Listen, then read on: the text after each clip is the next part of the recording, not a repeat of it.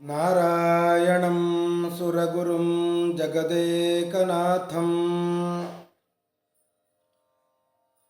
ಭಕ್ತಪ್ರಿಯಂ ಸಕಲಲೋಕನಮಸ್ಕೃತಂಚ ತ್ರೈಗುಣ್ಯವರ್ಜಿತಮಜಂ ವಿಭುಮಾದ್ಯಮೀಶಂ ವಂದೇ ಭವಗ್ನಮರಾಸುರ ಸಿದ್ಧವಂದ್ಯಂ ನಾರಾಯಣಂ ನಮಸ್ಕೃತ್ಯ ನರಂ ಚೈವ ನರೋತ್ತಮಂ ದೇವೀಂ ಸರಸ್ವತೀಂ ವ್ಯಾಸಂ ತತೋ ಜಯಮುದೀರಯೇ. ಶ್ರೀ ಗುರುಭ್ಯೋ ನಮಃ. ಹರಿ ಓಂ.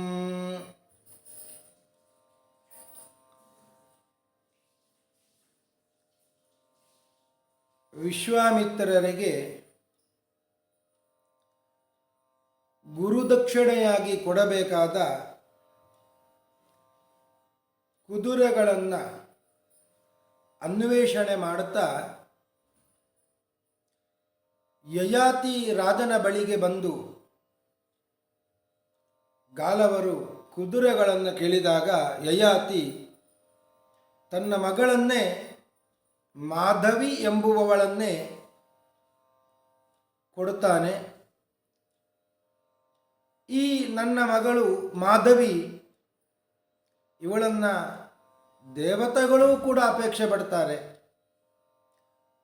ಭೂಲೋಕದಲ್ಲಿ ಎಲ್ಲ ರಾಜಾದಿರಾಜರು ಕೂಡ ಅಪೇಕ್ಷೆ ಪಡ್ತಾರೆ, ಅವಳ ಸಲುವಾಗಿ ಏನು ಬೇಕಾದರೂ ಕೊಡುತ್ತಾರೆ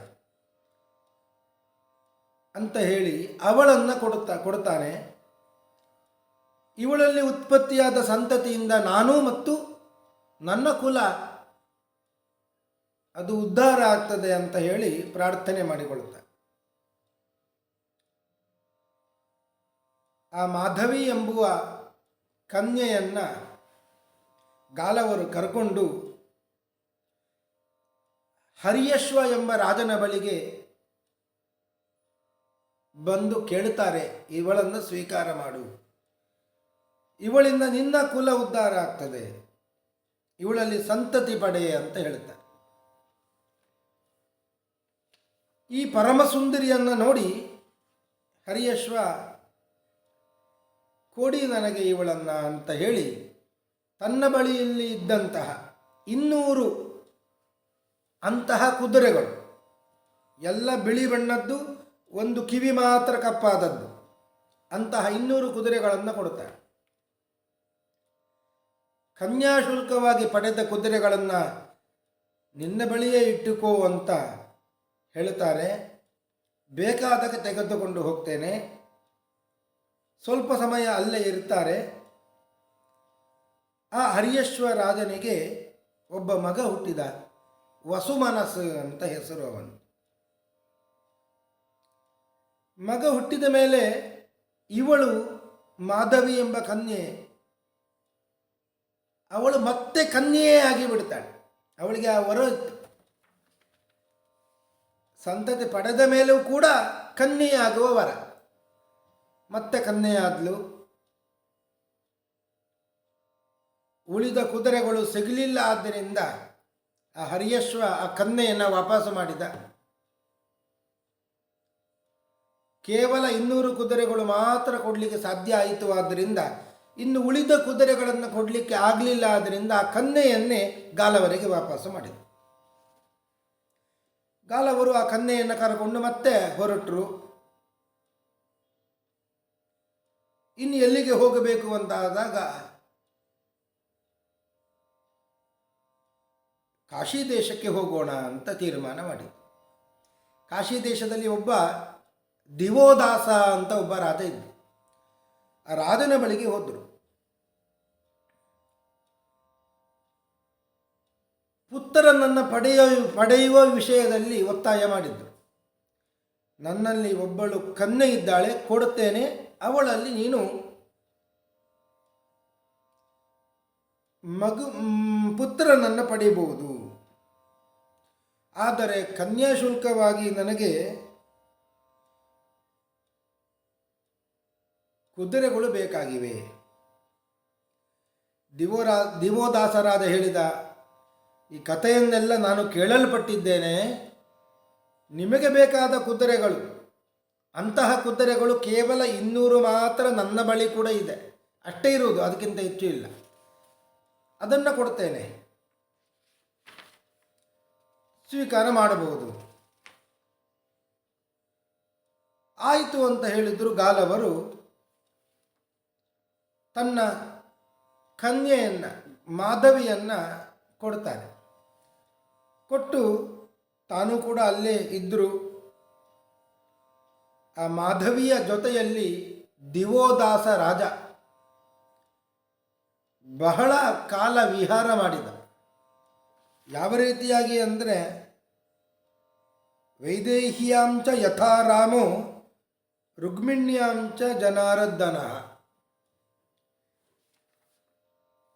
ರಾಮಚಂದ್ರ ಸೀತೆಯ ಜೊತೆಯಲ್ಲಿ ಹೇಗೆ ವಿಹಾರ ಮಾಡಿದನೋ, ಶ್ರೀಕೃಷ್ಣ ಪರಮಾತ್ಮ ರುಕ್ಮಿಣಿಯ ಜೊತೆಯಲ್ಲಿ ಹೇಗೆ ವಿಹಾರ ಮಾಡಿದನೋ, ಅದೇ ರೀತಿಯಾಗಿ ಮಾಧವಿಯ ಜೊತೆ ವಿಹರಿಸಿದ.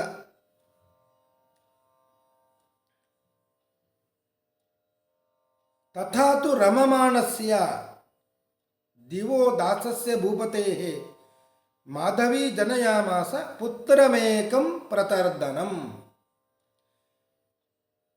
ಹಾಗೆ ವಿಹರಿಸುತ್ತಾ ಇರುವಂತಹ ದಿವೋದಾಸರಾಜನಿಂದ ಮಾಧವಿಯಲ್ಲಿ ದಿವೋದಾಸರಾಜ ಒಬ್ಬ ಮಗನನ್ನು ಪಡೆದ. ಅವನೇ ಪ್ರತರ್ದನ ಅಂತ ಹೆಸರುಳ್ಳವ.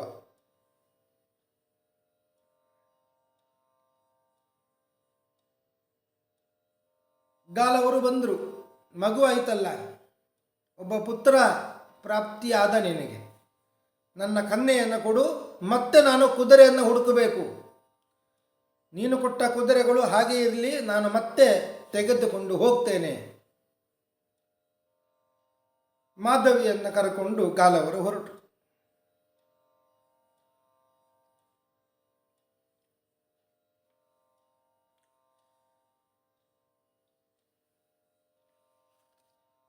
ಭೋಜನಗರ ಅಂತ ಒಂದು,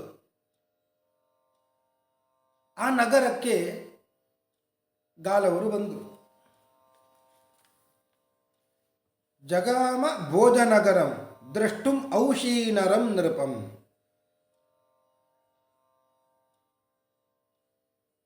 ಉಷೀನರ ಅಂತ ಒಬ್ಬ ರಾಜ ಅಲ್ಲಿ, ಅವನನ್ನು ನೋಡುವ ಸಲುವಾಗಿ ಬಂದರು.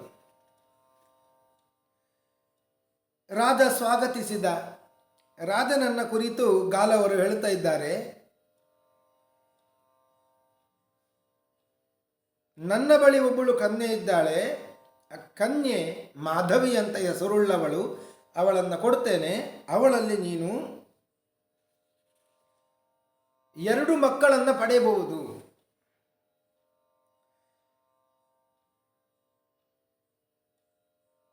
ಸೋಮಾರ್ಕ ಪ್ರತಿಸಂಕಾಶವು, ಸೋಮ ಅರ್ಕ ಪ್ರತಿಸಂಕಾಶವು, ಸೂರ್ಯ ಚಂದ್ರನಂತೆ 2 ಮಕ್ಕಳನ್ನು, ಸೂರ್ಯನಂತೆ ಇರುವ ಚಂದ್ರನಂತೆ ಇರುವ 2 ಮಕ್ಕಳನ್ನು ಇವಳಲ್ಲಿ ನೀನು ಪಡೆದು ಈ ಲೋಕದಲ್ಲಿ ಪರಲೋಕದಲ್ಲಿ ಸುಖವನ್ನು ಅನುಭೋಗಿಸ್ತಿ.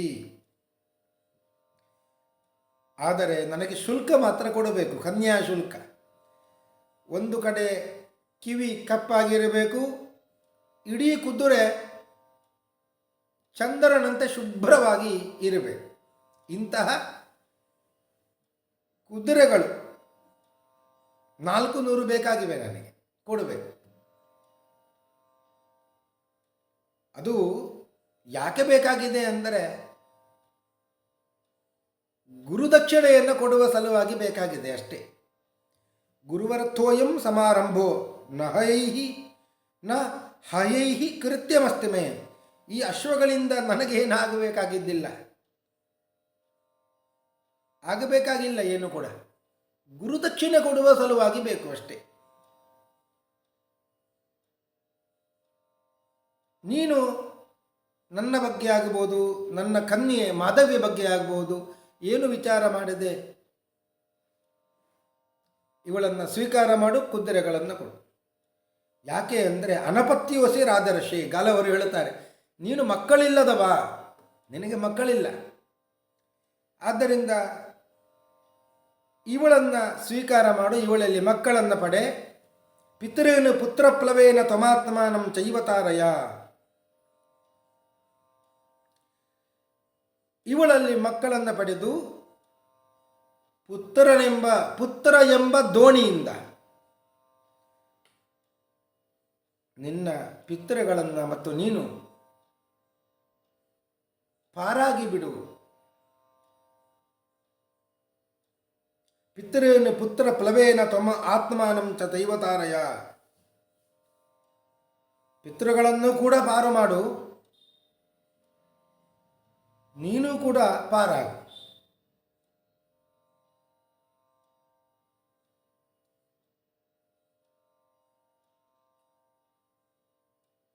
ಪುತ್ರ ರೂಪ ಫಲವನ್ನು ಹೊಂದಿದವ ಯಾವತ್ತೂ ಕೂಡ ಸ್ವರ್ಗಲೋಕದಿಂದ ಚ್ಯುತನಾಗುವುದಿಲ್ಲ, ಕೆಳಗೆ ಬೀಳುವುದಿಲ್ಲ.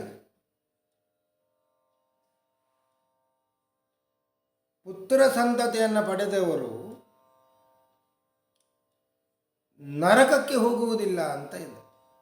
ಆದ್ದರಿಂದ ನಿನಗೆ ಬೇಕಾಗಿದೆ, ಈ ಮಾಧವಿಯನ್ನು ಸ್ವೀಕಾರ ಮಾಡು, ಅವಳಲ್ಲಿ ಮಕ್ಕಳನ್ನು ಪಡೆ ಅಂತ ಗಾಲವರು ಹೇಳುತ್ತಾರೆ. ಆಗ ಉಶೀನರ ರಾಜ ಗಾಲವರನ್ನು ಕುರಿತು ಮಾತನಾಡುತ್ತಾನೆ. ನೀವು ಏನು ಹೇಳಿದ್ದೀರಿ, ಈ ಮಾತನ್ನು ನಾನು ಮೊದಲೇ ಕೇಳಿದ್ದೆ. ಅಂದರೆ ನನಗೆ ಈ ವಿಷಯ ಎಲ್ಲ ಗೊತ್ತಿದೆ ಅಂತ ಹೇಳಿದ ಉಶೀನರ ರಾಜ. ಅವ ಕೂಡ ಹೇಳ್ತಾನೆ, ನನ್ನ ಬಳಿ ಕೂಡ ಇರುವುದು 200 ಕುದುರೆಗಳು ಮಾತ್ರ ಅಂಥದ್ದು,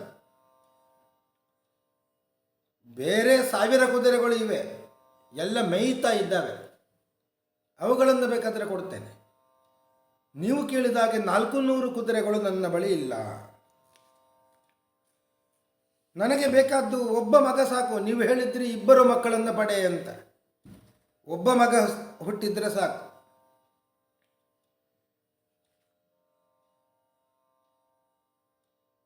ಅದಕ್ಕೆ ಸರಿಯಾಗಿ ನೀವು ಕೊಡುವ ಕನ್ಯೆಗೆ ಸರಿಯಾಗಿ ಶುಲ್ಕವನ್ನು ನಾನು ಕೊಡ್ತೇನೆ.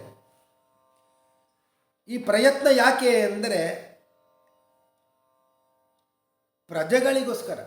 ನನ್ನ ನಂತರದಲ್ಲಿ ಒಬ್ಬ ರಾಜ ಅಂತ ಬೇಕಲ್ವೇ, ಆದ್ದರಿಂದ ನನಗೆ ಮಗ ಬೇಕು.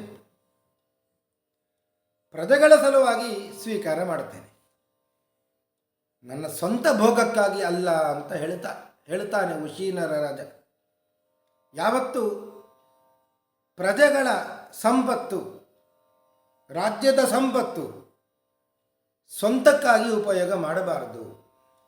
ಕಾಮತೋ ಹಿ ಧನಂ ರಾಜ ಪಾರಕ್ಯಂ ಯ ಪ್ರಯಚ್ಛತಿ ನ ಸ ಧರ್ಮೇಣ ಧರ್ಮಾತ್ಮನ್ ಯುಜ್ಯತೆ ಯಶಸಾಪಿ ಚ. ಯಾವ ರಾಜ ಪ್ರಜೆಗಳ ಸಂಪತ್ತನ್ನು ತನ್ನ ಸ್ವಂತಕ್ಕಾಗಿ ಉಪಯೋಗ ಮಾಡ್ತಾನೋ ಅವ ಲೋಕದಲ್ಲಿ ಕೀರ್ತಿಯನ್ನು ಸಂಪಾದಿಸುವುದಿಲ್ಲ, ಪುಣ್ಯವನ್ನು ಸಂಪಾದಿಸುವುದಿಲ್ಲ. ಆದ್ದರಿಂದ ಪ್ರಜೆಗಳಿಗೋಸ್ಕರ ನನಗೆ ಒಬ್ಬ ಪುತ್ರನಾಗಬೇಕು, ಅವ ಮುಂದೆ ರಾಜ ಆಗಬೇಕು, ಅವ ಪ್ರಜೆಗಳನ್ನು ಪಾಲನೆ ಮಾಡಬೇಕು. ಈ ಉದ್ದೇಶದಿಂದ ಪುತ್ರನನ್ನು ಪಡೆಯುವ ಸಲುವಾಗಿ ಈ ದೇವಗರ್ಭದಂತಿರುವ ಮಾಧವಿಯನ್ನು ನನಗೆ ಕೊಡಿ. ಗಾಲವರು ಮಾಧವಿಯನ್ನು ಕೊಟ್ಟರು, ತಾನು ಕಾಡಿಗೆ ಹೋದರು. ಈ ಉಶೀನರ ರಾಜ ಮತ್ತು ಮಾಧವಿ ಇಬ್ಬರು ಕೂಡ ಚೆನ್ನಾಗಿ ವಿಹಾರ ಮಾಡಿದ್ದರು.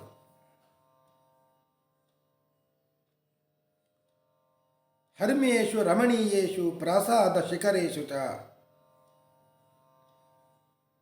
ಉದ್ಯಾನವನ, ವನ, ಉಪವನ ಎಲ್ಲ ಕಡೆಗಳಲ್ಲಿ ಕೂಡ ವಾತಾಯನ ವಿಮಾನೇಶು, ವಿಮಾನಗಳಲ್ಲಿ ಕೂಡ ಸಂಚಾರ ಮಾಡಿದ್ರು, ಏಕಾಂತ ಗೃಹದಲ್ಲಿ ಕೂಡ ವಿಹರಿಸಿದರು. ಸೂಕ್ತ ಸಮಯದಲ್ಲಿ ಒಬ್ಬ ಮಗನನ್ನು ಕೂಡ ಉಶೀನರ ರಾಜ ಪಡೆದ. ಶಿಬಿಹಿ ನಾಮ್ನ ಅತಿ ವಿಖ್ಯಾತೋ ಯಸ್ಸ ಪಾರ್ಥಿವ ಸತ್ತಮಃ. ಶಿಬಿ ಎಂಬ ರಾಜ, ಶಿಬಿ ಎಂಬ ಮಗುವನ್ನು ಪಡೆಕೊಂಡ. ಶಿಬಿ ಅಂದರೆ ಸಾಮಾನ್ಯ ಅಲ್ಲ, ಮುಂದೆ ಬಹಳ ದಾನಶೂರನಾಗುವವ ಇವ, ಬಹಳ ಲೋಕದಲ್ಲಿ ವಿಖ್ಯಾತನಾದವ, ದಾನಶೂರ ಅಂತ ಹೆಸರನ್ನು ಪಡೆದುಕೊಂಡವ ಶಿಬಿ ಚಕ್ರವರ್ತಿ. ಅಂತಹ ಮಗನನ್ನು ಮಾಧವಿಯಲ್ಲಿ ಉಶೀನರ ರಾಜ ಪಡೆದುಕೊಂಡ.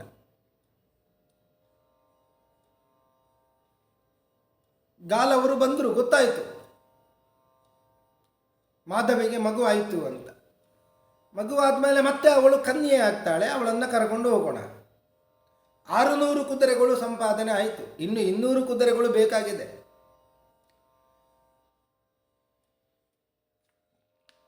ಕನ್ಯೆಯನ್ನು ರಾಜನ ಬಳಿಗೆ ಬಂದು ಸ್ವೀಕಾರ ಮಾಡಿದ್ರು. ಕುದುರೆಗಳು ನಿನ್ನ ಬಳಿಯಲ್ಲಿ ಇರಲಿ, ನಾನು ಮತ್ತೆ ಸ್ವೀಕಾರ ಮಾಡ್ತೇನೆ ಅಂತ ಹೇಳಿ ಹೊರಟು. ಆಗ ಗರುಡ ಬಂದ. ಗರುಡ ಬಹಳ ಉಪಕಾರ ಮಾಡಿದವ ಗಾಲವರಿಗೆ. ಇಷ್ಟೆಲ್ಲ ಸಿಗಬೇಕು ಗುರುದಕ್ಷಿಣೆಯನ್ನು ಕೊಡಲಿಕ್ಕೆ ಅಂದರೆ ಗರುಡನ ಉಪಕಾರ ಬಹಳ ದೊಡ್ಡದಿದೆ. ಗರುಡ ಬಂದು ಹೇಳ್ತಾನೆ, ದೈವಯೋಗದಿಂದ ನೀವು ಕೃತಾರ್ಥರಾಗಿದ್ದೀರಿ, ನಿಮಗೆ ಬೇಕಾದ್ದು ಸಿಕ್ಕಿತು ಅಂತ ಹೇಳಿದ.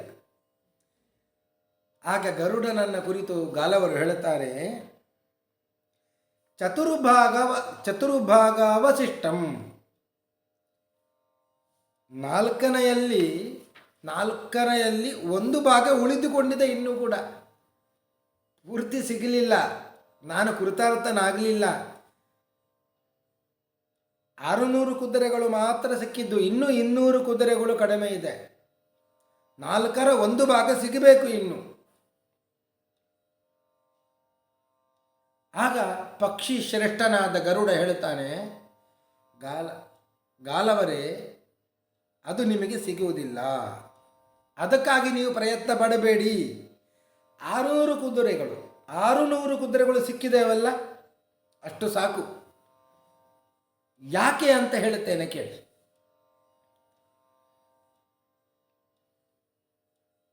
ಹಿಂದೆ ಇಂತಹ ಕುದುರೆಗಳು ಎಲ್ಲಿಂದ ಬಂದಿದ್ದು? ಸುಮ್ಮನೆ ಇಂತಹ ಕುದುರೆಗಳು ಹುಟ್ಟಲಿಕ್ಕೆ ಸಾಧ್ಯ ಇಲ್ಲ. ಒಂದು ಕಿವಿ ಕಪ್ಪು, ಇಡೀ ದೇಹ ಕುದುರೆದ್ದು ಬಿಳಿ. ಅದಕ್ಕೆ ಒಂದು ಕಥೆ ಇದೆ. ಕಾನ್ಯಕುಬ್ಜದಲ್ಲಿ ಗಾಧಿ ಎಂಬ ರಾಜ ಇದ್ದ. ಆ ಗಾಧಿ ಎಂಬ ರಾಜನಿಗೆ ಒಬ್ಬಳು ಪರಮ ಸುಂದರಿಯಾದ ಮಗಳು ಸತ್ಯವತಿ ಎಂಬುದಾಗಿ. ಆ ಸತ್ಯವತಿಯನ್ನು ಒಬ್ಬ ಅಪೇಕ್ಷೆ ಪಟ್ಟ. ಯಾರು ಅಂದರೆ ಅವ ಋಷಿಕುಮಾರ, ಋಚಿಕ ಅಂತ ಹೆಸರು ಅವನು. ಆ ಋಚಿಕ ಮುನಿ ಇವಳನ್ನು ಅಪೇಕ್ಷೆ ಪಟ್ಟು ರಾಜನ ಬಳಿಗೆ ಹೋಗಿ ಕೇಳಿದ, ನಿನ್ನ ಮಗಳನ್ನು ನಾನು ಅಪೇಕ್ಷಿಸಿದ್ದೇನೆ, ನನಗೆ ಕೊಡಬೇಕು ಅಂತ. ರಾಜನಾದವ ತನ್ನ ಕುಮಾರಿಯನ್ನು, ಮಗಳನ್ನು ಒಬ್ಬ ರಾಜನಿಗೆ ಕೊಡುತ್ತಾನೆ. ರಾಜಕುಮಾರನಿಗೆ ಕೊಡಬೇಕು, ಒಬ್ಬ ಋಷಿಮನಿಗೆ ಕೊಡುವುದು ಹೇಗೆ? ಇಲ್ಲ ಅಂತ ಹೇಳಲಿಕ್ಕೆ ಬಹಳ ಭಯ. ಇನ್ನೇನು ಶಾಪ ಕೊಟ್ಟಾನು ಅಂತ. ಕೊಡೋಣ ಅಂದರೆ ಮನಸ್ಸಿಲ್ಲ, ರಾಜಕುಮಾರನಿಗೆ ಕೊಡಬೇಕು ಅಂತ. ಒಂದು ಉಪಾಯ ಮಾಡಿದ. ನಾನು ಒಂದು ಷರತ್ತು ಹಾಕಿದ್ದೇನೆ, ನನ್ನ ಮಗಳನ್ನು ಯಾರಿಗೆ ಕೊಡಬೇಕು, ಅವ ನನಗೆ 1,000 ಕುದುರೆಗಳನ್ನು ತಂದು ಕೊಡಬೇಕು. ಎಂತಹ ಕುದುರೆ ಅಂದರೆ ಪೂರ್ಣವಾಗಿ ಕುದುರೆ ಬಿಳಿಯಾಗಿರಬೇಕು, ಒಂದು ಕಿವಿ ಮಾತ್ರ ಕಪ್ಪಾಗಿರಬೇಕು. ಇಂತಹ 1 ಅಲ್ಲ 2 ಅಲ್ಲ 1,000 ಕುದುರೆಗಳನ್ನು ಯಾರು ತಂದು ಕೊಡ್ತಾರೋ ಅವರಿಗೆ ನನ್ನ ಮಗಳನ್ನು ಕೊಟ್ಟು ಮದುವೆ ಮಾಡ್ತೇನೆ, ಇದು ನನ್ನ ಶಪಥ. ಸಾಧ್ಯವೇ ಇಲ್ಲ ಅಂತ ಗಾಧಿ ಅವನ ಯೋಚನೆ. ಈ ಬ್ರಾಹ್ಮಣ ಋಷಿಕುಮಾರ ಅವನಿಗೆ ಎಲ್ಲಿಂದ ಕುದುರೆಗಳು ಸಿಗಬೇಕು? ಸಾಮಾನ್ಯ ಕುದುರೆಗಳೇ ಸಿಗುವುದು ಕಷ್ಟ, ಇನ್ನು ಇಂತಹ ವಿಶೇಷ ಕುದುರೆಗಳು ಎಲ್ಲಿ ಸಿಗಬೇಕು ಅಂತ ಯೋಚನೆಯಿಂದ ಈ ರೀತಿಯಾಗಿ ಹೇಳಿದ. ಆದರೆ ಅಂದುಕೊಂಡಷ್ಟು ಸಾಮಾನ್ಯ ಅಲ್ಲ ಋಚಿಕ ಎಂಬ ಋಷಿಕುಮಾರ. ಸಮುದ್ರದ ಬಳಿಗೆ ಹೋದ, ವರುಣನನ್ನು ತಪಸ್ಸು ಮಾಡಿದ. ವರುಣ ಮೆಚ್ಚಿದ ತಪಸ್ಸಿಗೆ. ಏನು ಬೇಕು ಅಂತ ಕೇಳಿದಾಗ 1,000 ಕುದುರೆಗಳು, ಇಂತಹ ಕುದುರೆಗಳು ಬೇಕು ಅಂತ ಹೇಳಿದ. ವರುಣ ಕೊಟ್ಟ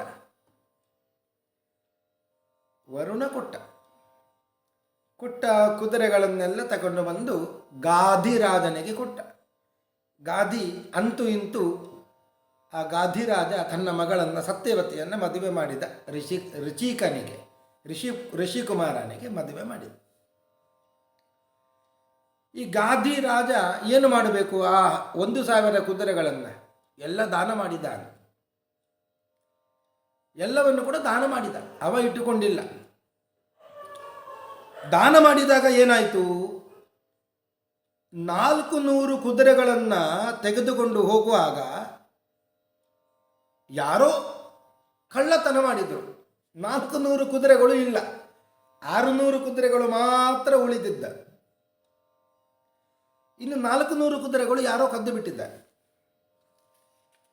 ಗರುಡ ಹೇಳಿದ, ನೋಡಿ ಗಾಲವರೇ, ನಿಮಗೆ 600 ಕುದುರೆಗಳು ಸಿಕ್ಕಿದ್ದಾವೆ, ಇನ್ನು ನಿಮಗೆ ಕುದುರೆಗಳು ಇಲ್ಲ, ಸಿಗಲಿಕ್ಕೆ ಸಾಧ್ಯವೇ ಇಲ್ಲ. ಯಾರೋ ಕದ್ದು ಬಿಟ್ಟಿದ್ದಾರೆ, ಎಲ್ಲಿದೆ ಅಂತ ಗೊತ್ತಿಲ್ಲ. ಆದ್ದರಿಂದ ನೀವು ಪ್ರಯತ್ನ ಪಡಬೇಡಿ. ನಿಮ್ಮಲ್ಲಿ ಮಾಧವಿ ಇದ್ದಾಳೆ, ಸಾಕು. ವಿಶ್ವಾಮಿತ್ರರಿಗೆ 600 ಕುದುರೆಗಳನ್ನು ಕೊಡಿ. ಇನ್ನು 200 ಕುದುರೆಗಳ ಬದಲಿಗೆ 200 ಕುದುರೆಗಳ ಬದಲಾಗಿ ಮಾಧವಿಯನ್ನು ಕೊಟ್ಟು ಬಿಡಿ, ಒಬ್ಬ ಮಗನನ್ನು ಪಡ್ಕೊಳ್ಳಿ ಅಂತ ಹೇಳಿ. ವಿಶ್ವಾಮಿತ್ರರು ಆಯಿತು ಅಂತ ಸ್ವೀಕಾರ ಮಾಡುತ್ತಾರೆ. ಹೋಗಿ ಅಂತ ಗರುಡ ಹೇಳಿ ಕಳಿಸಿದ. ಗಾಲವರು ಕೂಡ ಆಯಿತು ಅಂತ ಹೇಳಿದ್ರು, ಹೋದರು ವಿಶ್ವಾಮಿತ್ರರ ಬಳಿಗೆ. 600 ಕುದುರೆಗಳನ್ನು ಕೊಟ್ಟರು. ಇನ್ನೂ 200 ಕುದುರೆಗಳು ಬೇಕು, ಆದರೆ ನನಗೆ ಸಿಗುತ್ತಾ ಇಲ್ಲ. ಅದರ ಬದಲಾಗಿ ನಿಮಗೆ ಈ ಮಾಧವಿ ಎಂಬ ಕನ್ಯೆಯನ್ನು ಕೊಡ್ತೇನೆ, ಅವಳಲ್ಲಿ ನೀವು ಪುತ್ರೋತ್ಪತ್ತಿಯನ್ನು ಮಾಡಬಹುದು ಅಂತ ಹೇಳಿ. ಹಿಂದೆ 3 ರಾಜರಿಗೆ ಇವಳನ್ನು ಕೊಟ್ಟಿದ್ದೆ. ಒಬ್ಬೊಬ್ಬರು ಕೂಡ ಒಬ್ಬೊಬ್ಬ ಮಗನನ್ನು ಪಡೆದಿದ್ದಾರೆ. ನೀವು ಕೂಡ ಒಬ್ಬ ಮಗನನ್ನು ಪಡೆದು ಕೃತಾರ್ಥರಾಗಿ, ಆಗ ಇವಳು 4 ಮಕ್ಕಳನ್ನು ಪಡೆದ ಹಾಗೆ ಆಗ್ತದೆ. ವಿಶ್ವಾಮಿತ್ರರು ಹೇಳುತ್ತಾರೆ, ಕಿಮಿಯಂ ಪೂರ್ವಮೇವ ಇಹ ನ ದತ್ತ ಮಮ ಗಾಲವ. ಗಾಲವ, ನನಗೆ ಈ ವಿಷಯವನ್ನು ಮೊದಲೇ ಯಾಕೆ ಹೇಳಲಿಲ್ಲ? ಮಾಧವಿ ಯಯಾತಿರಾಜನ ಮಗಳು, ಅವಳನ್ನು ಮೊದಲೇ ನನಗೆ ತಂದು ಕೊಟ್ಟಿದ್ದರೆ ನಾನೇ ಇವಳಲ್ಲಿ 4 ಮಕ್ಕಳನ್ನು ಪಡೆದುಕೊಳ್ಳುತ್ತಾ ಇದ್ದೆ ಅಲ್ವಾ ಅಂತ ಹೇಳಿದರು. ಆಗಲಿ, ನಾನು ಸ್ವೀಕಾರ ಮಾಡುತ್ತೇನೆ, ನಿನ್ನ ಗುರುದಕ್ಷಿಣೆ ಪೂರ್ಣ ಆಯಿತು. 200 ಕುದುರೆಗಳ ಬದಲಾಗಿ ಈ ಮಾಧವಿಯನ್ನು ಮತ್ತು ನೀನು ತಂದುಕೊಟ್ಟಂಥ 600 ಕುದುರೆಗಳನ್ನು ಸ್ವೀಕಾರ ಮಾಡಿದ್ದೇನೆ ಅಂತ ಹೇಳಿ ವಿಶ್ವಾಮಿತ್ರರು ಆ ಮಾಧವಿಯಲ್ಲಿ ಒಬ್ಬ ಮಗನನ್ನು ಪಡೆದುಕೊಂಡರು. ಅವನ ಹೆಸರು ಅಷ್ಟಕ ಎಂಬುದಾಗಿ. ಅಷ್ಟಕ. ಒಟ್ಟು 4 ಮಕ್ಕಳಾದವರು ಮಾಧವಿಯಲ್ಲಿ. ಆಮೇಲೆ ಆ ಮಾಧವಿಯ ಬಳಿ ಗಾಲವರು ಹೇಳ್ತಾ ಇದ್ದಾರೆ, ಒಬ್ಬ ದಾನಪತಿ, ಒಬ್ಬ ಶೂರ, ಒಬ್ಬ ಸತ್ಯ ಧರ್ಮರತನಾದವ, ಇನ್ನೊಬ್ಬ ಯಾಜ್ಞಿಕ, ಯಾಗವನ್ನು ಮಾಡುವವ, ಅವನೇ ಅಷ್ಟಕ, ವಿಶ್ವಾಮಿತ್ರರ ಮಗ. ಇಂತಹ ಪ್ರಸಿದ್ಧರಾದ 4 ಮಕ್ಕಳನ್ನು ಪಡೆದಿದ್ದಿ ನೀನು. ಸುಂದರಿ, ನಿನ್ನ ತಂದೆ ನಿನ್ನನ್ನು ಕೊಡುವಾಗ ನನ್ನ ಮಗಳಲ್ಲಿ ಹುಟ್ಟಿದ ದೌಹಿತ್ರನಿಂದ ನನ್ನ ಕುಲ ಪವಿತ್ರ ಆಗಬೇಕು, ನಾನು ಪವಿತ್ರನಾಗ್ತೇನೆ, ನಾನು ಉದ್ಧಾರ ಆಗ್ತೇನೆ ಅಂತ ಹೇಳಿ ನನಗೆ ಕೊಟ್ಟಿದ್ದ. ನಿನಗೆ ಮಕ್ಕಳಾದವು, ಯಯಾತಿ ರಾಜ ಉದ್ಧಾರ ಆದ. ಈ ಮಾತನ್ನು ನಾರದರು ಸಭೆಯಲ್ಲಿ ಹೇಳ್ತಾ ಇದ್ದಾರೆ. ಗಾಲವರು ಎಷ್ಟು ಹಠಪಟ್ಟರು, ಹಠದಿಂದ ಎಷ್ಟೆಲ್ಲ ಅನರ್ಥ ಆಯಿತು. ಇದು ಹಠದಿಂದ ಆಗಿರುವಂಥದ್ದು. ಗಾಲವರು ವಿದ್ಯೆ ಪಡೆದ ಮೇಲೆ ಸುಮ್ಮನೆ ಹೋಗಬೇಕಿತ್ತು. ವಿಶ್ವಾಮಿತ್ರರ ಬಳಿ ಏನು ಕೊಡಬೇಕು 10 ಅಲ್ಲ 100 ಬಾರಿ ಕೇಳಿದರು. ವಿಶ್ವಾಮಿತ್ರರು ಈ ಹಠವನ್ನು ನೋಡಿ ಸಿಟ್ಟು ಬಂತು. ಇಂತಹ ಕುದುರೆಗಳನ್ನು ತಂದು ಕೊಡು ಅಂತ ಹೇಳಿದರು. ಹಠಕ್ಕೆ ಬಿದ್ದು ತುಂಬ ಅನರ್ಥ ಆಯಿತು. ಆದ್ದರಿಂದ ದುರ್ಯೋಧನನಿಗೆ ನಾರದರು ಸಭೆಯಲ್ಲಿ ಹೇಳ್ತಾ ಇದ್ದಾರೆ, ಕೃಷ್ಣನ ಮಾತನ್ನು ಒಪ್ಪಿಕೋ, ಯುದ್ಧ ಎಲ್ಲ ಬೇಡ. ಅರ್ಜುನ ಭೀಮಸೇನ ಇರುವಂತಹ ಆ ಪಕ್ಷದಲ್ಲಿ ನಿನಗೆ ಯುದ್ಧ ಮಾಡಲಿಕ್ಕೆ ಸಾಧ್ಯ ಇಲ್ಲ, ಸುಮ್ಮನೆ ಹಠಕ್ಕೆ ಬಿದ್ದು ಹಾಳಾಗಬೇಡ ಅಂತ ಹೇಳಿದ್ದು. ಹಠ ಅನರ್ಥಕಾರಿ, ಹಾಗೆಯೇ ಅಹಂಕಾರ ಕೂಡ ಅನರ್ಥ ಅಂತ ಅಹಂಕಾರದ ಬಗ್ಗೆ ಅದಕ್ಕೆ ಒಂದು ಕಥೆಯನ್ನು ಯಯಾತಿಯ ದೃಷ್ಟಾಂತವನ್ನು ಕೊಟ್ಟು ಮತ್ತೆ ನಾರದರು ಹೇಳಲಿಕ್ಕೆ ಪ್ರಾರಂಭ ಮಾಡಿದ್ದರು ಎಂಬಲ್ಲಿಗೆ ಇವತ್ತಿನ ಉಪನ್ಯಾಸವನ್ನು ಮುಗಿಸ್ತಾ ಇದ್ದೇನೆ. ಶ್ರೀಕೃಷ್ಣಾರ್ಪಣಮಸ್ತು.